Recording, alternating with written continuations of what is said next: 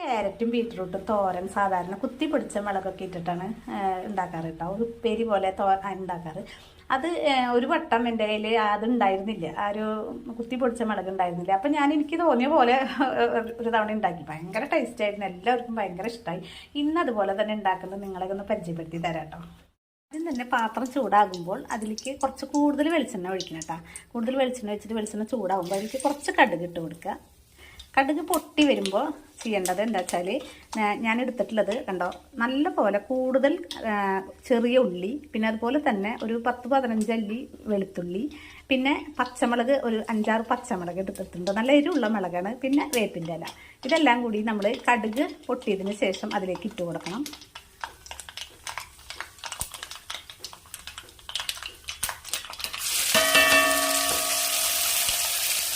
ഇട്ട് കൊടുക്കുക. ഇത് നന്നായിട്ട് ഒന്ന് ഇളക്കി ഒരു പകുതി മൂപ്പാവുമ്പോൾ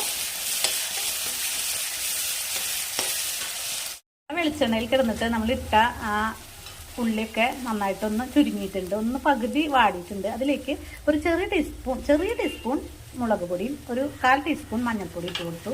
അത് നന്നായിട്ടൊന്ന് പച്ചമണം മാറുന്നവരെ ഒന്ന് ഇളക്കുക. ഒരുപാട് മൊരിക്കരുത് കേട്ടോ. ഒന്ന് പച്ചമണം മാറുന്നവരെ നമ്മളതിലൊന്നിട്ട് വഴറ്റിയെടുക്കണം.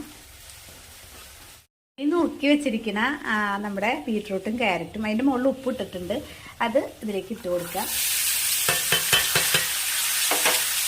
നന്നായിട്ട് ഇളക്കി ചേർത്തിട്ട് എന്താ ചെയ്യേണ്ടത് വെച്ചാൽ തരി പോലും വെള്ളം ഒഴിക്കണ്ട.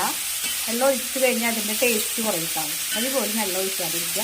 ഇതിൻ്റെ ടേസ്റ്റ് എന്ന് പറഞ്ഞാൽ ഇതിൽ കൂടുതൽ വെളിച്ചെണ്ണ ഒഴിക്കുന്നതും പിന്നെ നമ്മുടെ കൊച്ചുള്ളിയില്ലേ, ചെറിയ ഉള്ളിയും വെളുത്തുള്ളിയൊക്കെ കൂടുതൽ ചേർക്കുന്നതാണ് കേട്ടോ. അതാണ് ഇതിൻ്റെ ടേസ്റ്റ് വരുന്നത്. പിന്നെ ഇതിൽ വെള്ളം ഒഴിക്കാണ്ട് പറ്റിച്ച് ഇങ്ങനെ ചെറിയ തീയിലിട്ടിട്ട് ആദ്യം നല്ല ചൂടിലാണ് ഇട്ടിട്ട് ഞാൻ ഇളക്കുന്നത്.